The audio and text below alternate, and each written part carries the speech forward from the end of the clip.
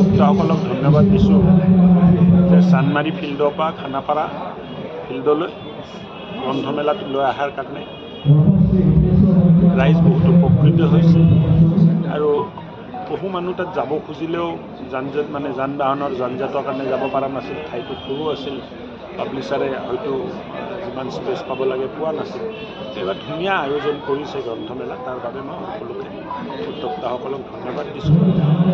আৰু গ্ৰন্থমেলাত আমি সকলোৱে আহিব লাগে, নৱপ্ৰজন্মক ছাত্ৰ ছাত্ৰীসকলে বিশেষভাৱে আহিব লাগে। মোৰ এটা উপলব্ধি যে মানুহৰ সঁচা বন্ধু কিতাপ আৰু গ্ৰন্থ, আৰু মানসিকভাৱে যদি শান্তিত থাকিব লাগে কিতাপৰ বাহিৰে বেলেগ কোনো পথ নাই।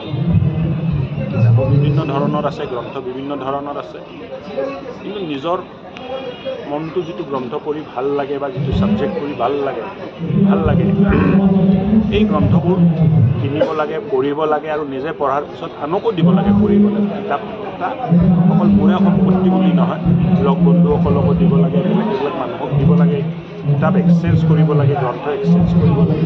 মই ভাবোঁ যে ভাল এটা পৰিৱেশ হৈছে। মুখ্যমন্ত্ৰী ডাঙৰীয়াও বিচাৰিছিল যে সকলোৱে গ্ৰন্থমেলাত যাব লাগে আৰু মই মুখ্যমন্ত্ৰী ডাঙৰীয়াক ধন্যবাদ দিছোঁ যে তেখেতে 2025 চনক ইয়েৰ অফ বুকছ বুলি ডিক্লেয়াৰ কৰিছে, গ্ৰন্থৰ বছৰ বুলি ডিক্লেয়াৰ কৰিছে। চৰকাৰী কৰ্মচাৰীসকলক গ্ৰন্থ কিনাৰ কাৰণে এক্সট্ৰা ইনচেণ্টিভ এটা দিয়া হ'ব। ইনচেণ্টিভৰ বাহিৰেও চবেই আমি গ্ৰন্থ কিনিব লাগে, পঢ়িব লাগে, আৰু তাত কি হয় অধিক মহলেও লেখাৰ এটা উৎসাহ পায়।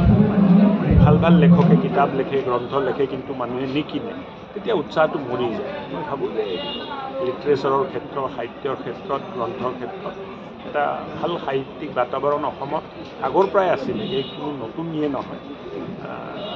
ঋষি মুনি মহৰ্ষিসকলে ভাল ভাল সাহিত্য আমাক দি গৈছে।